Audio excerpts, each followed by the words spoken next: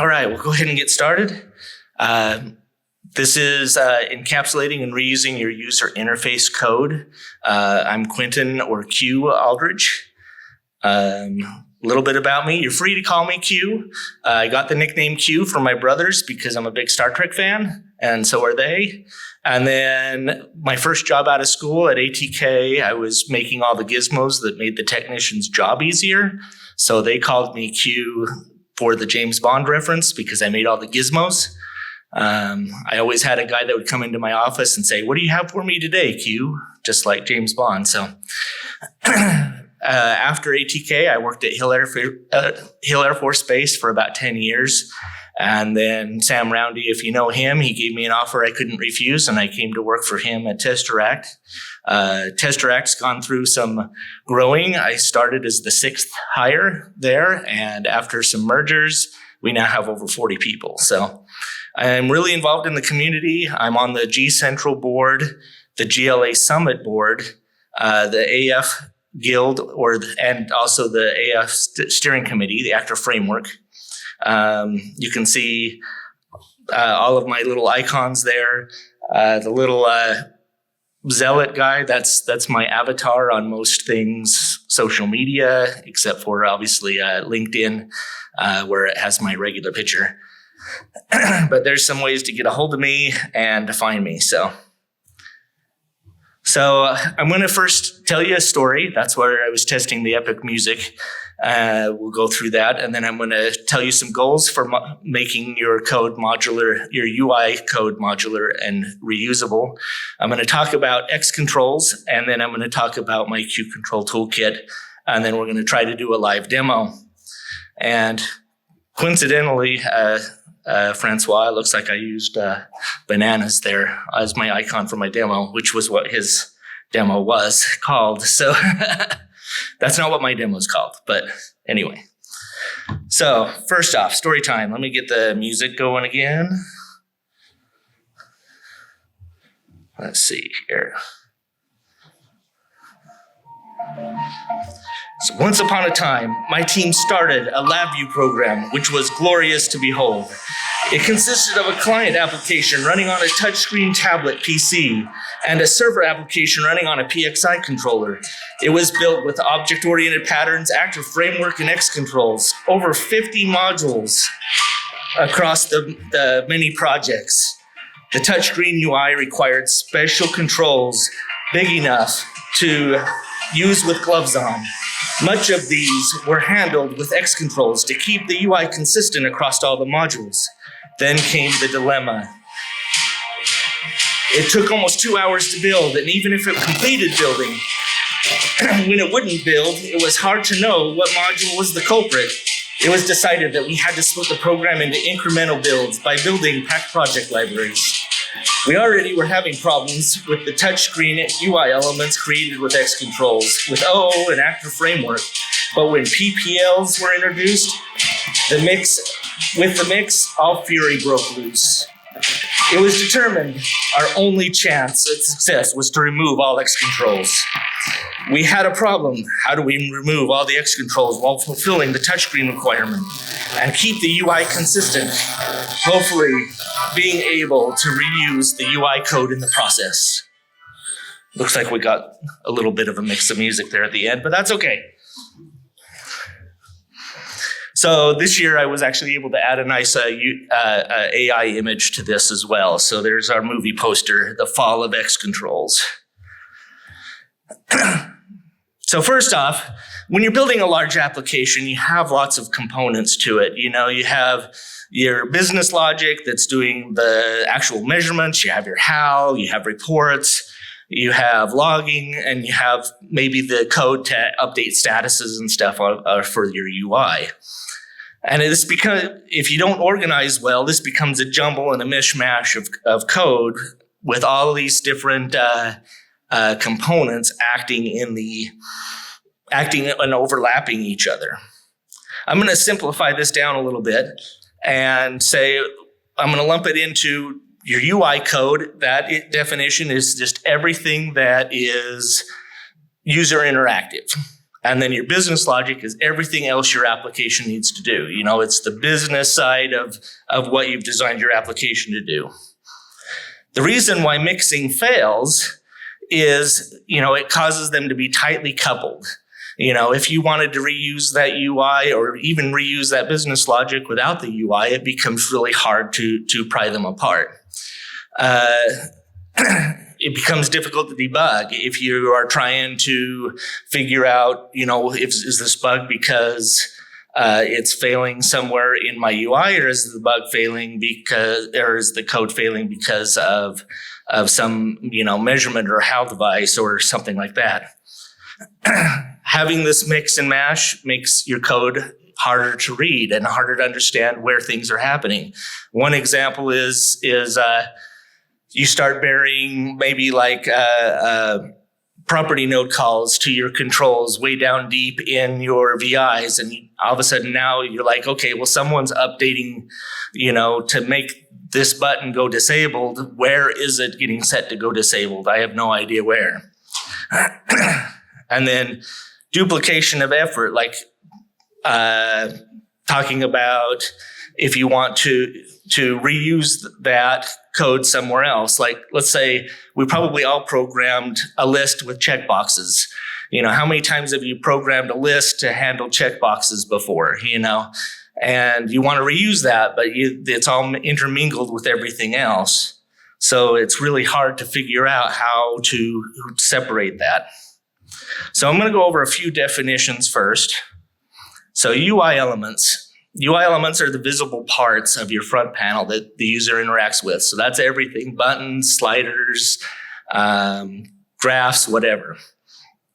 The UI appearance is essentially like the skin. It is the visual style you're going to use. You probably use either your own components, maybe you use like DMCs, controls, maybe you use the system or the flat controls, anything like that.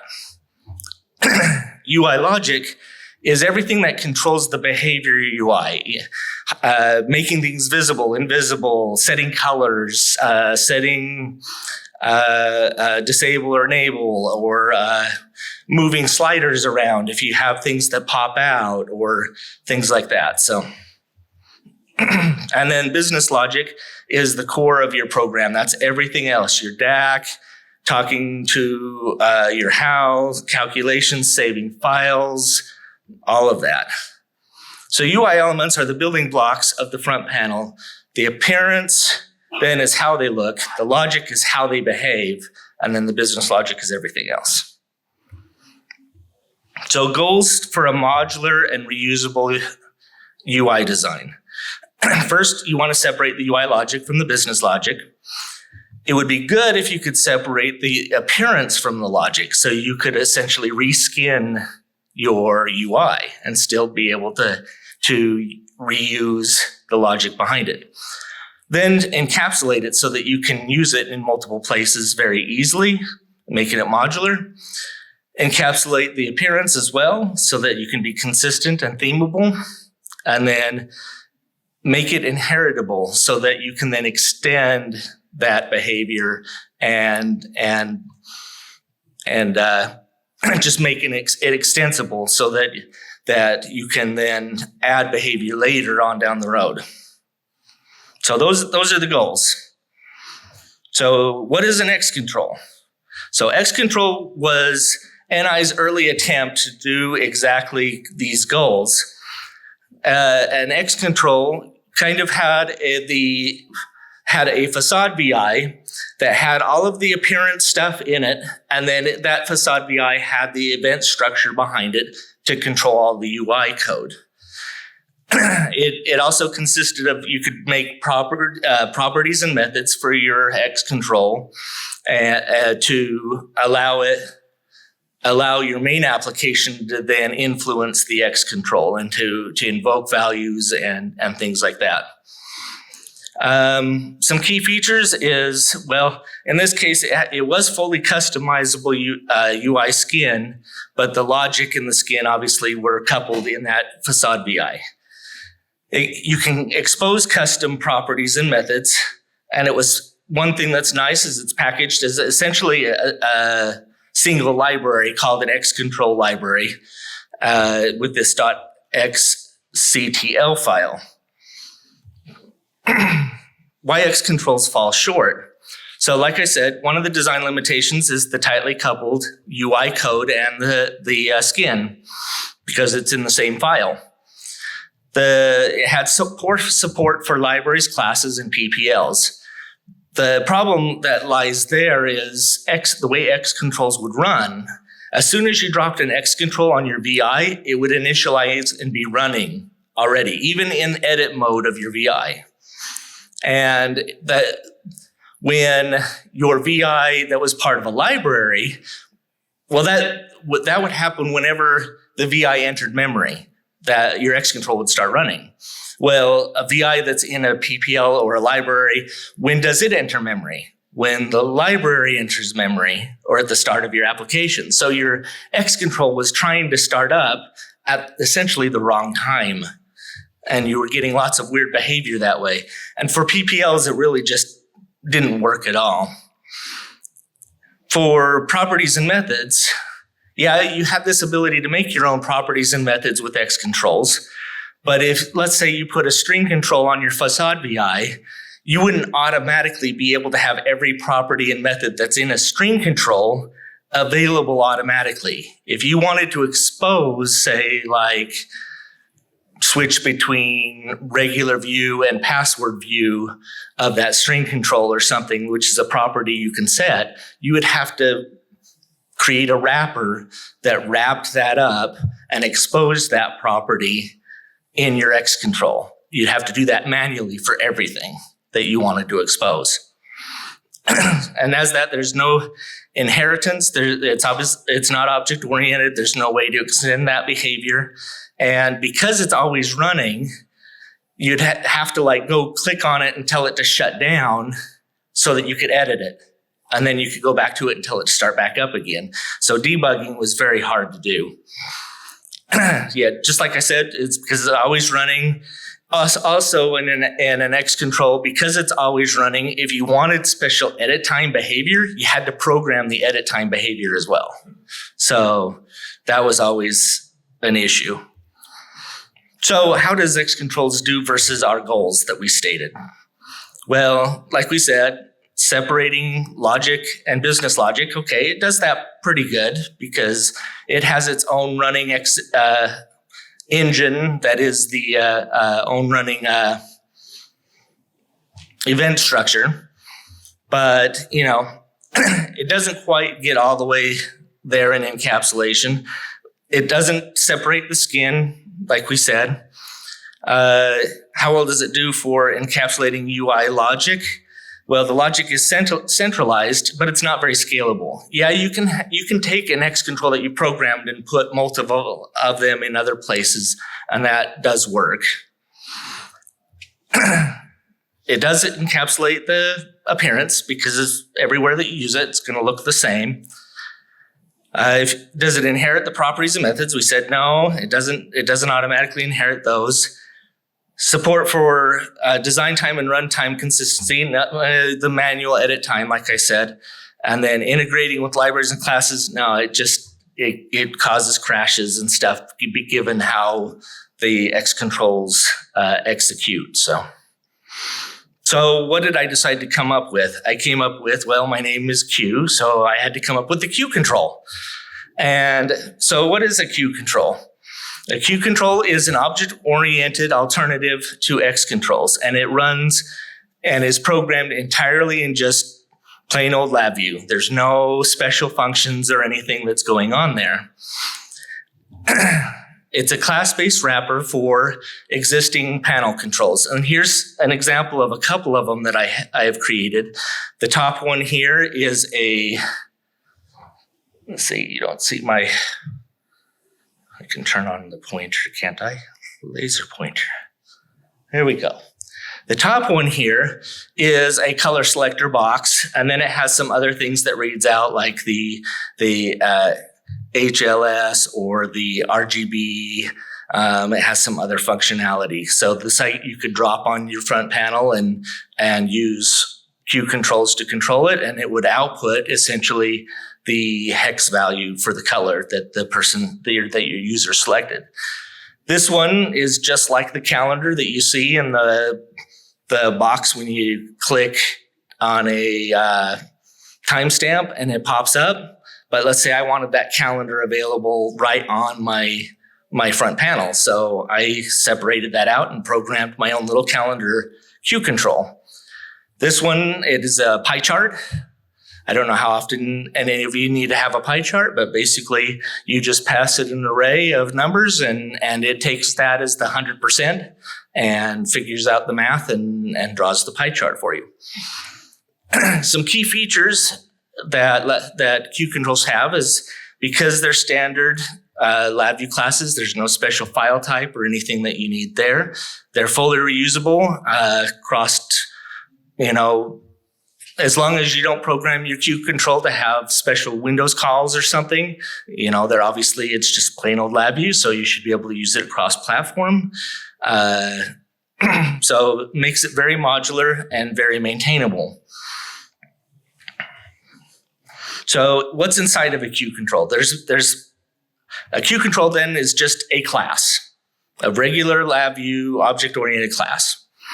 And then it has some main parts that come scripted for you already. It has a constructor, and the constructor, its main job is to kick everything else off, but you pass it the reference or references to the controls that you want the Q control to handle. So you give it the VI server references for the controls you want it to handle. Then, as part of its startup, it kicks off an asynchronously running event handler. And that event handler, that's where you'll put all of your UI code that you want it to update or to manipulate those controls. And that happens in its own little thread that's running parallel to your main UI logic.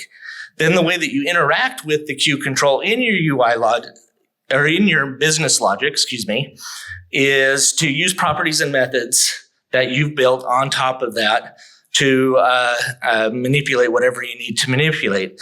One thing that you get, though, with this is I have done the work to go wrap the entirety of the VI server for you. So as you say, I want to inherit from, say, a string control, you're going to inherit all the properties and methods that already exist for a string control.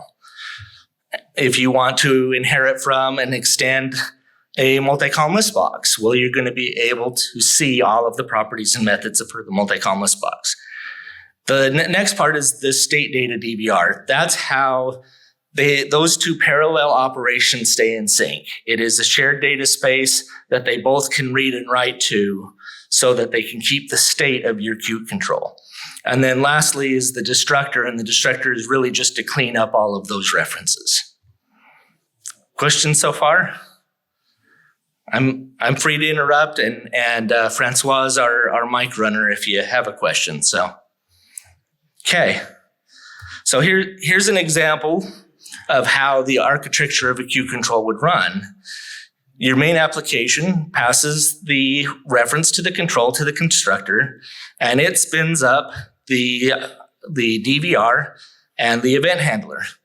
Meanwhile, you can then manipulate things, like I said, using the properties and methods running in the main thread. And then ultimately you can have a destructor.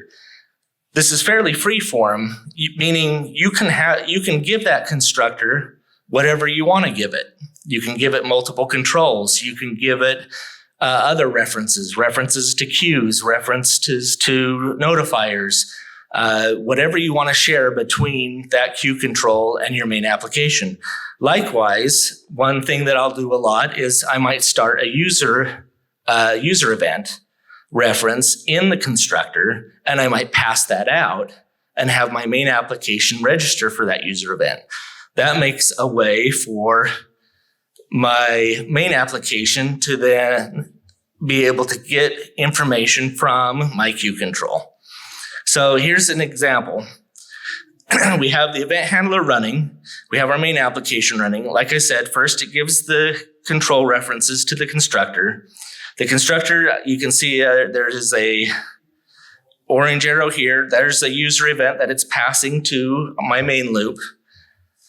Likewise, you could also still register the static events on those controls. For example, if the static event is just a value change event and you still want to register for that, you can still register for that in your main application if it makes sense. Meanwhile, the event handler is going to do its thing all based on dynamic events. So it's going to use that reference or references that you pass to it, and you're going to program your event handler to do whatever it needs to do. Afterwards, you can also read and write to the state data. You could also have an internal user event that your properties and methods might fire back to your event handler, or likewise, it will most likely update your state. So let's go to the demo. And that's pretty much the end of my slides. So we're going to use the rest of the time to do demo and answer questions. So we'll see how that goes, because I am going to do a live demo here. So we'll see. One thing I forgot to ask is how many people are using QControls now? So, okay. So good. This is a good introduction to QControls. Okay. Any questions so far on the parts or how they run? So due to the inheritance, do QControls react to VI level things like reinitialize all front panel values or defer front panel updates? Yeah, they would, because there's still controls sitting on your front panel. Now, could you have the event handler react to those events? Well, there might be some trickery you'd have to do to actually have your event handler react to those. But like if you're talking about at the very start, is it going to reinitialize? Yeah, you can have them reinitialize to the value. You might have to do some shenanigans with your state data to make sure it reinitializes though. And so that might be something that you program into it using property nodes, or you put extra code in your constructor or something like that. Does that make sense? Hey Q, let's say your top level VI goes out of memory. Is there a fail-safe so that it doesn't keep running in the background? Yes, yeah. That's one thing that we programmed in. I made sure to program into it, is it watches to see if your front panel is still live, and it will clean itself up. So it doesn't necessarily need the constructor or the destructor, although the destructor is better to do because it will make sure that those references do get cleaned up. If it doesn't, obviously the LabVIEW's garbage collection at the end will clean them up. But it's not going to just hang and leave you hanging there. If it notices that the main application is gone, then it's going to make sure to close itself too. So, got a question back there.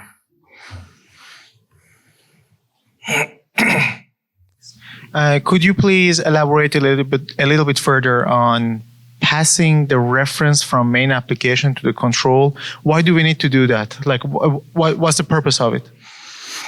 So the way that the QControl works is it's just really a wrapper around that control reference.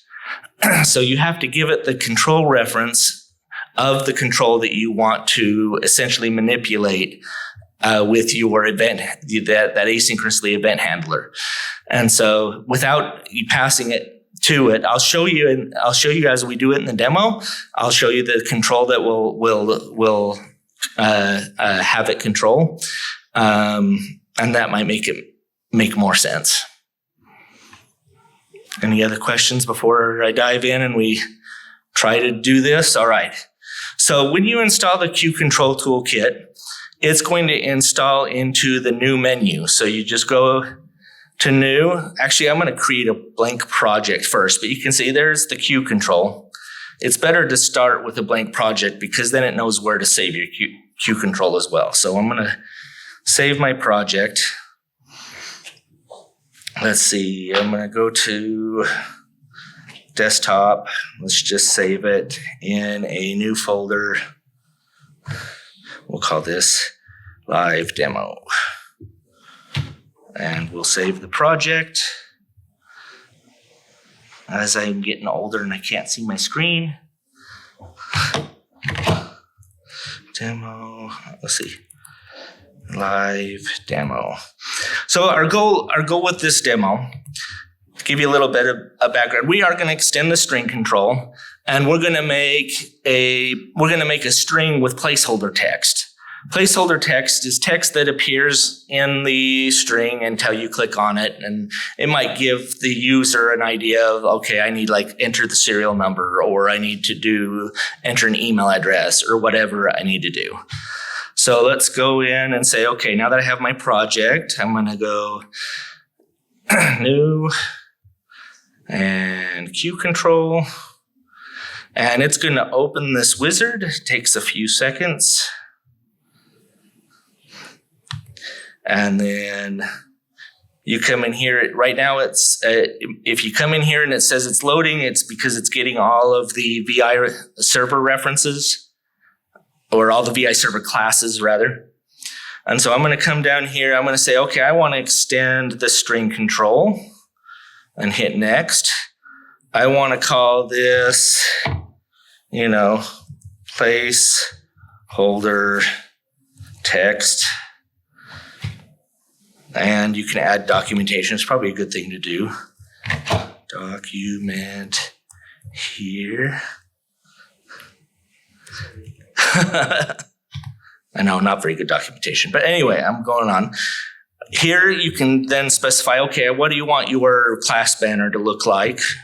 I'm just going to call it place. Oop.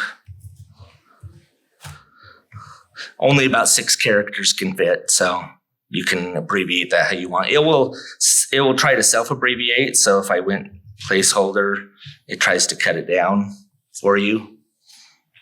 Or did it? It didn't do it. Oh well.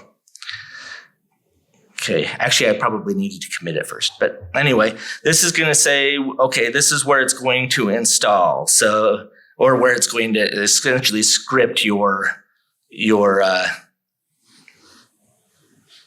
QControl. So I'm going to go make sure that it's actually in my folder in my desktop.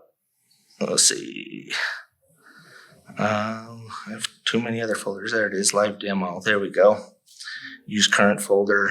So there we go. It's in live demo. It's going to put it into a subfolder called placeholder text. Okay, and then I'm going to create class. What you're seeing here is all of the steps through the scripting. This is actually another QControl that ships with it that you can use, this little status window. Okay, now that it's done, I'm going to hit finish. And now it's scripted it. So here's my QControl. You can see my event handler VI. It's got some protected methods that it created. There's an initialize, a load reference, and a close. There is my state data. So there's load state data and close state data. Here's where I define what's in my state data. And then here's the constructor and destructor. So first step is I'm going to pick what's going to go in my state data. And for this guy, we need to define a couple of things. We need 2 colors. We need the color for our placeholder text.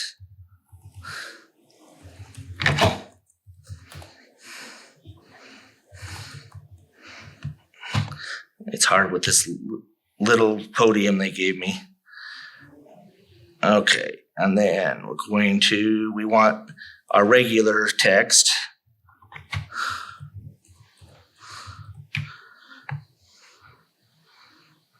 Oh, come on. Grab that. And then we want a string control for what the text actually is going to be.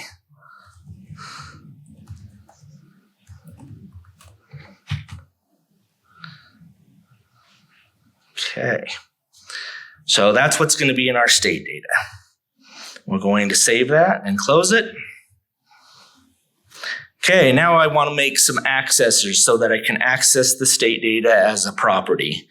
And before this most recent release, you had to go do that all manually and go access the DVR and unwrap the DVR and do all of that stuff. But I've since created a new tool. You can come in here to Tools and QSI Tools and then say Create QControl State Accessor. So I'll click on that and it'll say, okay, here's the things that I have found in your state data. I just want to select them all. I'm just going to select them all. I want to create read and writes for all of them. And you can choose, do you want to use these as just an accessor, meaning it's just a plain VI that you're going to drop? Or do you want to make these available as property node properties? I want these available in the property node. I think that's easier to deal with. And then do you want them to be overwritable? Like if you want to extend this QControl more later, do you want these properties to be something that is overwritable? In this case, I'm going to say no and say make them static. Say create, and then let the scripting do its thing, hopefully. Again, live demo worries. Okay, it says it created all of these things, and it should have put them right there. So there's my accessors. And it normally just puts them here in the state data first off, because it doesn't know if you want to make them public or private. And you can turn around and say, I want to make all of these private, which means you would only be able to access these inside of other properties or methods or inside of your event handler. These I mean to be public. So I'm going to drag and drop them into my properties folder. And that's just for organization.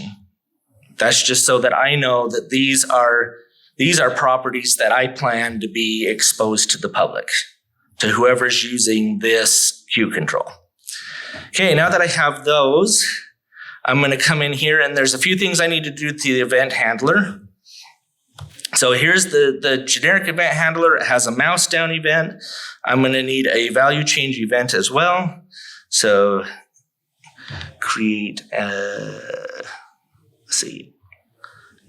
I think I did it wrong. There we go. Add element. I'm going to give myself a little more room. I want also a value change event.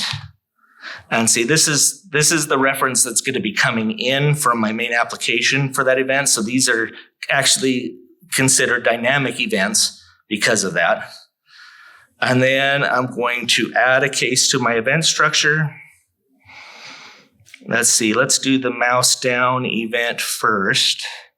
So we'll show up here in the dynamic. So mouse down. And we'll give ourselves some more real estate. Oops. Let's see.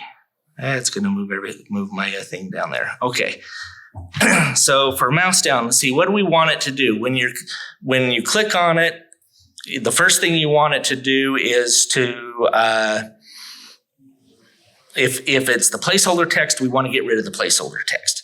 So we're going to say, okay, we're going to come in and create a property node and wire it here.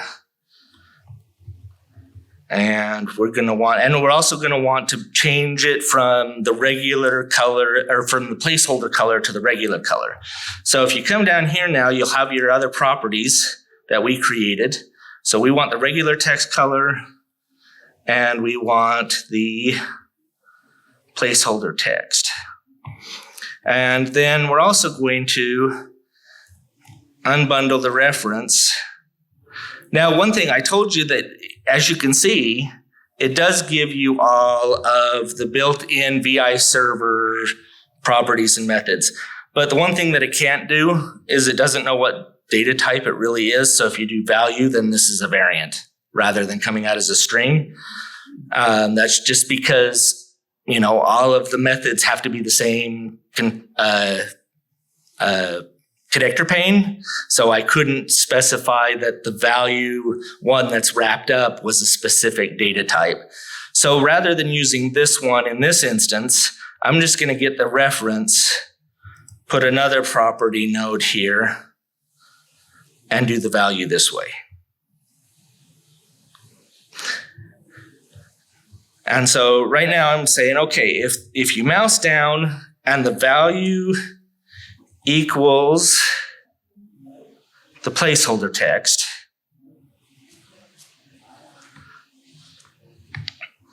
then we want to essentially, we're going to pass, let's see, we're going to pass this to it. Let me clean up this wire.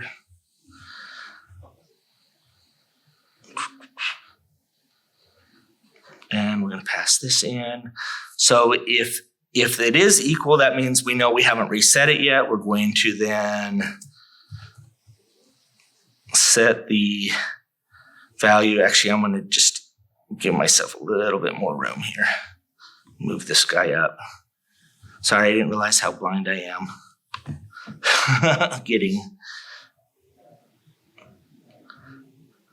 So we want to set two properties here. We want to set the value. That's why I'm using the reference again. I could just as easily have wired the class wire into it, but because I wanted to set the value, I'm going to leave it this guy, and then I want to set it to blank, just a blank empty string. And I want to set the color. So let's see, that is in text, colors. Let's see, I think it is the foreground color. And let's see, maybe it's not the foreground color. Maybe that's not settable. No, it changed to right. Okay, there we go. Okay, I'm not going to write this the cleanest right now, but that's okay. That's what we need to do on the mouse down. Now on the value change, it needs to do something similar. So we're going to duplicate this and say, okay, on the value change, we don't want to check whether it is the placeholder text. We want to check whether it is blank or not. So I'm just going to replace the case selector, delete this, and then say if it's blank, then we want to set the value to placeholder text. And we also want to set the color now to the placeholder color. So placeholder text color. Okay, now that I have this, there is one other place that I need to do this exact same thing in, because at the very start, when my QControl starts, I want to set the placeholder text. I want it to appear as soon as it starts. So we're going to take this code and turn this into a sub-VI. And this is going to be called set placeholder text. Okay, and we'll just make the icon do its thing. Okay, so we have that. Now we're going to take that and we're going to go into the properties, and where we say we want to set the placeholder text, we're going to come in here and say when we write it, so we're writing new placeholder text, we want to do this sub-VI. Let's see, put the sub-VI down here. I usually move it up to my sub-VIs folder here because I want it to be private, and I want to remember that it is used mostly for the event handler, but it can also be used anywhere in my other parts of the project. But I'm going to put it there and then wire this in. Okay, so let's see, I should have wired it out and had error wires too, but oh well, we'll just leave it at that for the sake of time. Okay, because usually I would have the class wire pass through and I'd have error wires pass through, but I'm doing it kind of sloppy for right now. All right, so now that I have that, Now, let's see, what else do I need? I think I'm good. I need to go make my main application. So I'm going to come in here. I'm going to say, okay, I want just a new blank VI. This is going to be representative of my main application. So we'll call this just main VI. And what I'm going to do, and this will answer your question. So I'm going to make my regular old event structure loop. I'm going to edit these events just to make it closable. So I'm going to say when panel close,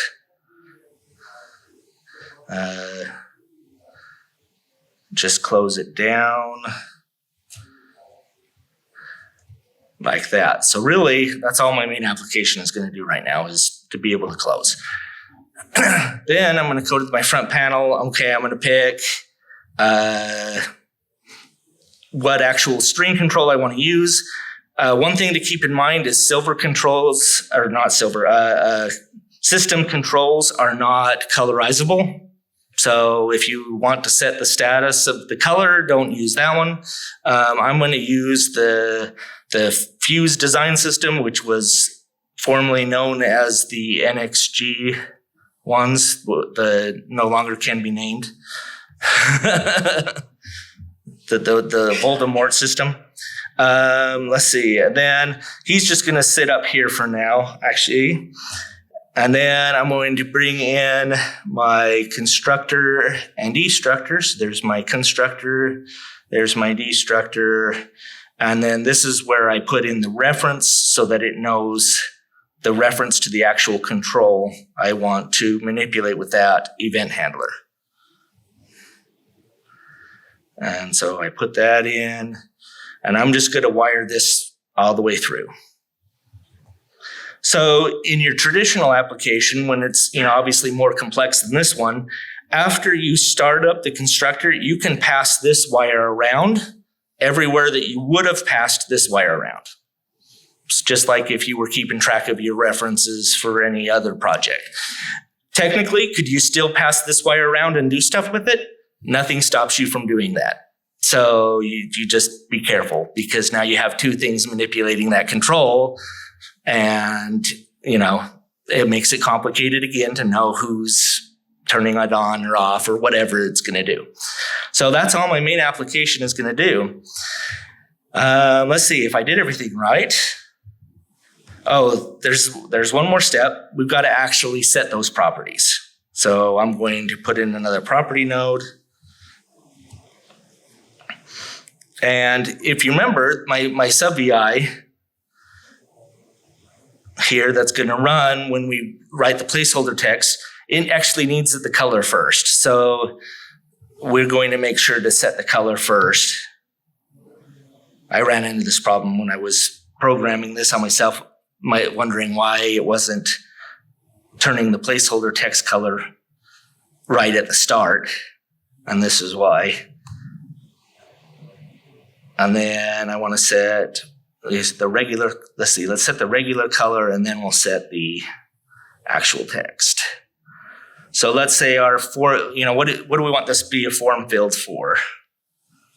Oh, why is my placeholder text not have a right?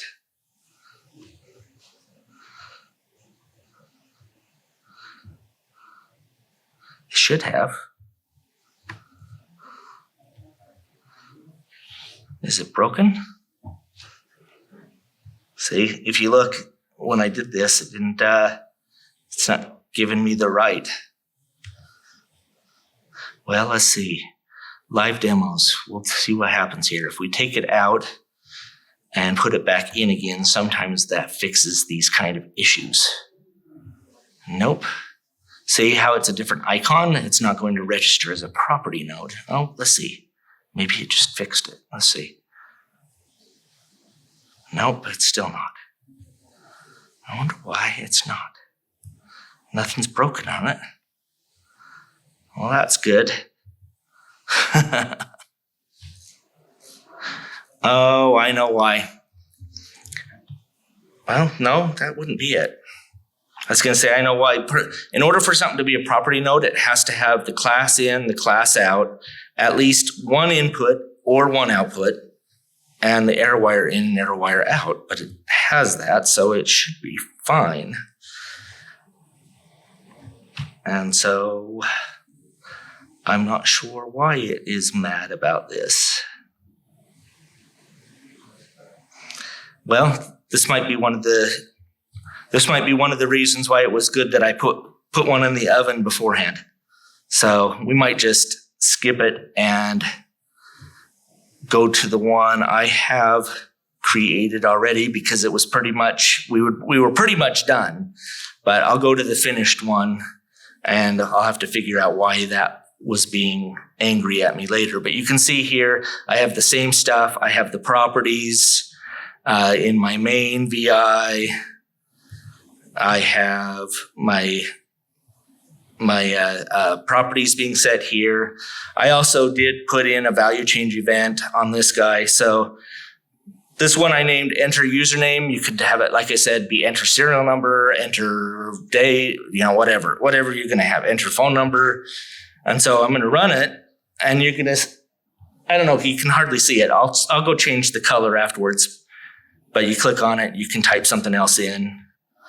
You can come in here and you can delete it, and it changes back. So let me go change the color so that it's easier to see that's the case. Let's change it to, I don't know what color you think, like red? Okay, let's change it to red. So it's red and black right now, okay. So, it didn't change right off the bat again. There we go. So then we can enter whatever we're going to enter, and it's black. We come in here and we delete it, and it's red. So that's what it's doing. There's one caveat that there's some more shenanigans that I programmed into the finished one. I'll show it to you just because it's kind of cool. There was no value change event or anything happening when you clicked off of it or clicked on it and didn't change it and clicked back off of it, and it wouldn't re-put my placeholder text in. So I had to go play around, and I found a nice, lovely private thing that I had to expose using the secret special sauce, what is it called? Yeah, the super secret special stuff key in the LabVIEW INI. If you know what that is, then cool. If you don't, go Google for secret, or go Google for private methods and properties in LabVIEW, and the LabVIEW Wiki shows it. But essentially, it exposes stuff like this brown method here, which tells me what has focus. And so in my event handler, I'll open my event handler here. I put a timeout case, and my timeout case checks to see who has focus, and that's this VI. And so I get the owning VI of my QControl, and I get the panel, and then I get who's has focus. And if it is me, same reference, then I know I still have focus. And if I don't have focus, so I lost focus, then I go check to see if I blank, and if I'm blank, then I change the placeholder text again. So that's how I got around that. If no value change event occurred, that it will still replace my placeholder text. So what this ends up doing is, this is my main application. All of the stuff that's happening with setting the placeholder text, setting the color, resetting it to, when you go put your own text in, it leaves it alone and leaves your own text in there. When you go back out of it, then it replaces it and puts that placeholder text back in. This makes it a lot nicer, like form fields for your main application, but all of that code that was keeping track of that placeholder text doesn't have to intermingle with the rest of your business logic. Another thing that's cool with this is you could decide later that, I don't want to use this one. I want to use, I don't know, let's put in a silver string for the fun of it. But whatever type of string control you want to do, that Did I get system instead? I meant silver. I can't see again. I actually got to celebrate my birthday this week on Monday. I turned 46. Did I do it again? Silver. There we go. String control. There we go. So I'm starting to not be able to see. My eye doctor told me I'm one away from getting bifocals. So there's where I'm at. All right. So now I'll create the reference again. Because I deleted the control, the reference went away. I'll put the new reference in.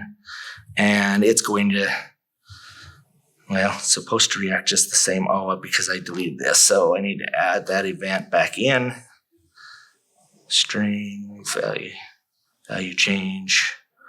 Okay, there we go. Now I can run this. And so the idea is you can change the type of control, the type of string control or the look of the string control or whatever. It doesn't matter. As long as the string control reference that you're passing into it, then it's happy and it will run and do whatever you programmed it to do. All right. Any other questions?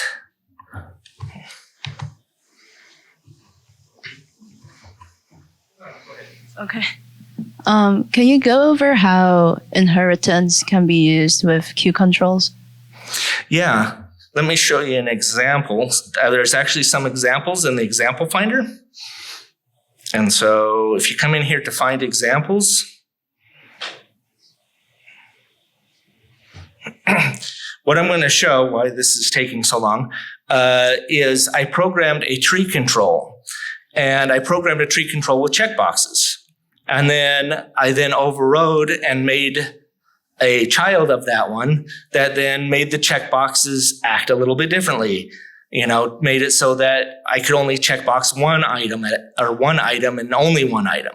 And then I inherited it again and said, instead of one item, I wanted to make it so it was hierarchical, if I can speak. So if you come into the example finder, after you install this, there are some Q controls that you can see. Like there's the large scroll bar, there's a directory, there's the status history thing that I showed. Here's the selection one. Let's open that. And so if I run this, you can see this adds just checkboxes. You can checkbox whatever you want. It doesn't care. That was the I still inherited from the tree control class, but then I made my own tree selection class. I then selected it, inherited further and inherited from that. And now this one is special because it only allows one thing to be selected. So if you had some kind of, I used this in that wizard as well. When you were selecting which class you wanted to inherit from, you could only select one class to inherit from. So I used this Q control there. The hierarchical selection's nice though, because it selects everything or does mixed selection. So it handles that. And then as part of these Q controls, it also passes out through a user event what is selected. So you can then say, okay, now that I've had my selection, tell me what was selected so that I can go do whatever it is that I need to do.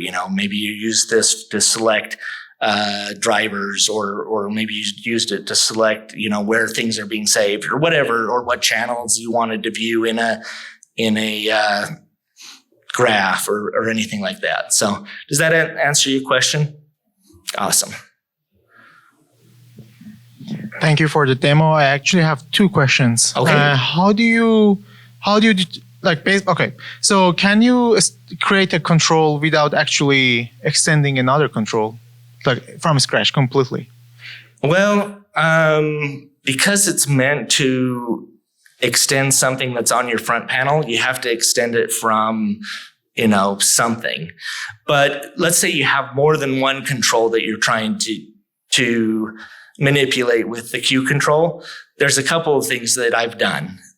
Sometimes I've passed more than one reference into my constructor and had it, manipulate all three or whatever controls.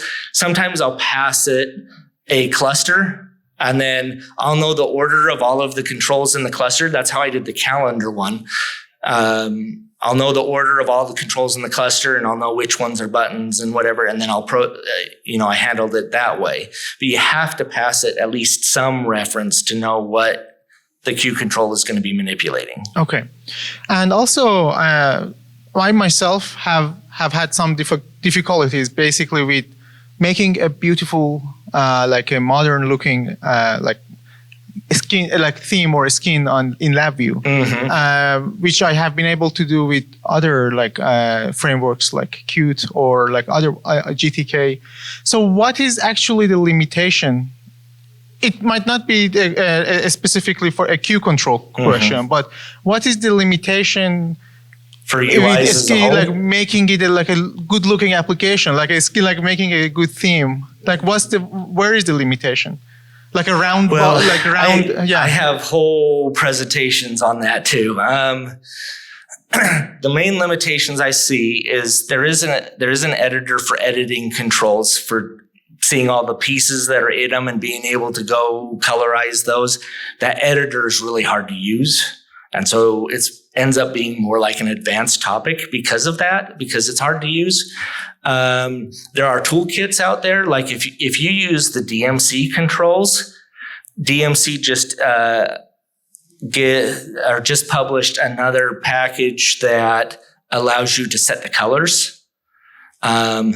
One thing that I thought was cool about their package to set all of the colors is they said before we published it, we went and tried to clean out all of the dependencies and only require the dependencies they needed to have for their package. And QControls was the one that made the cut. So because their dialog box that helps you set what you want the colors to be reskinned as uses the checkbox selection. So, so that's another one. Some of the limitations that I think LabVIEW has is I wish the editor was easier, obviously, and I wish there was better handling of vector graphics. I think that we could make a lot more modern looking controls and UIs with those things. And really, I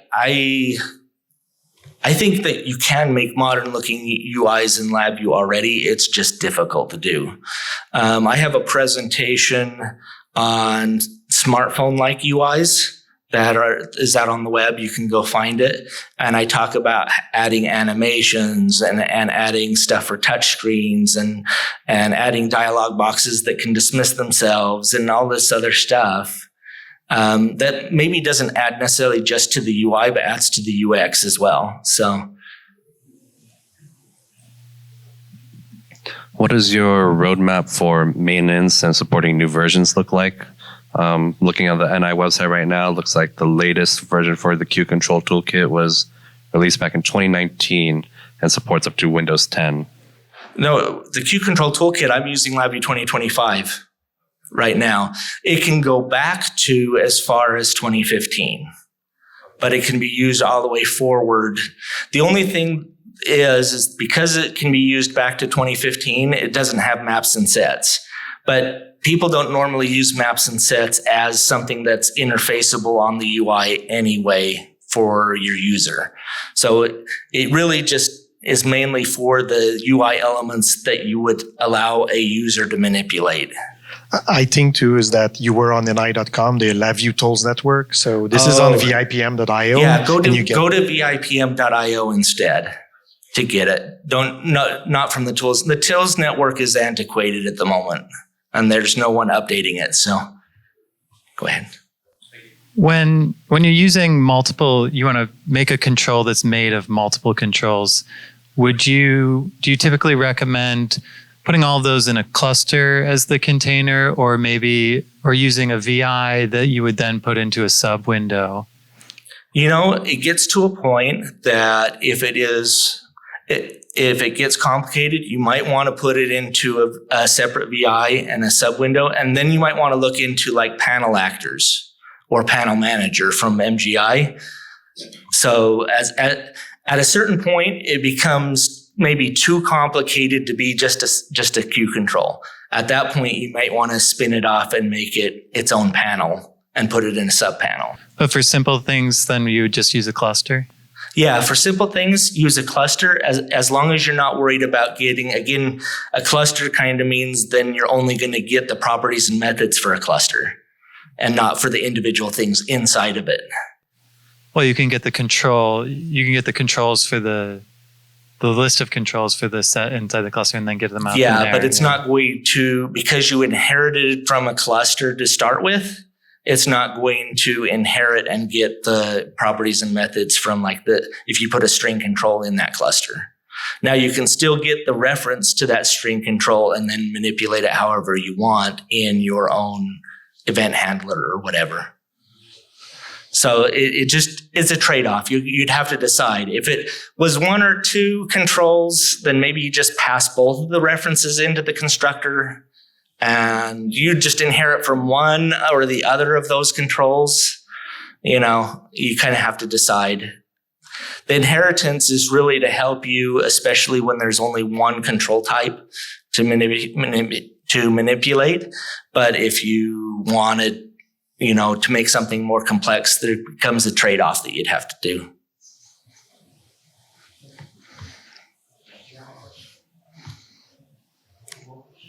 Hey, I've got one quick for you. Okay. Have you tried the dynamic binding by name instead of having to pass the reference in?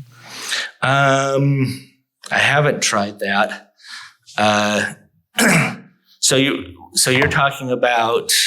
Well, there was the question earlier about, you mentioned don't try not to reuse it because now you have two places outside of your event loop and in your event loop. So if you want to hide it, maybe it would be doable through dynamic binding. I'm not 100% sure how. No? Yeah. I thought of how to use the referencing by the index too, so that you're not necessarily doing everything by the property nodes. But yeah, I don't know. So you haven't tried it, okay? Yeah, I haven't tried. But here's some links. If you think that this is a new thing, it's not necessarily new. I started the idea clear back in 2012. It was released to the Tools Network in 2015, but I've been updating it. And it is available on vipm.io. And then there's all these bit.ly links to help you find other stuff. There's a forum or a community site on the NI forums for people that have created some and actually shared them. Most of them are my other ones, but there are some other people that have contributed. There's a wiki page. Couple of wiki pages. The presentation that I gave at NI Week 2018 is very similar to this one. In fact, I did that same little story movie thing. So if you want to go see what I presented differently there, you can go look. There's also a couple of other presentations where I gave extra, now that you've got the basics, here's how you can extend it even further and different ways that you can extend it and several different Q controls that I've created. Like I've created a multi-column list box that you just click on the column headers and they sort, and it's extensible so that you can say how you want each column to sort. If you want it to sort alphabetically, by ASCII, by numeric, all of that stuff. Yeah, I also tried to do a data grid. So there's my data grid that's out there, but there's also a guy named Bert McMahon. I think that's his name. Bert, I know. I don't know if I got his last name right. So sorry if I got your name wrong. He's got a really cool data grid, QControl 2, that you can set the data type of each cell. And then when you click on that cell, it's only going to accept data of that type. So that's pretty cool. So yeah, there's lots of examples of these out there. And just like the gentleman said back there, if you do start getting too complicated, look into doing a panel. Look at Panel Manager. That's a great toolkit. I use that extensively. So there's kind of a blurry line there where they kind of overlap, where one is better. But for simple stuff, this is better. For really complicated ones, then obviously going to a panel and a subpanel is better. All right. And so here we got the sequel, QControl's UI's New Hope. And that's all I've got for you. If there's any more questions or if you want to talk individually, then I'm open for that too. So thank you.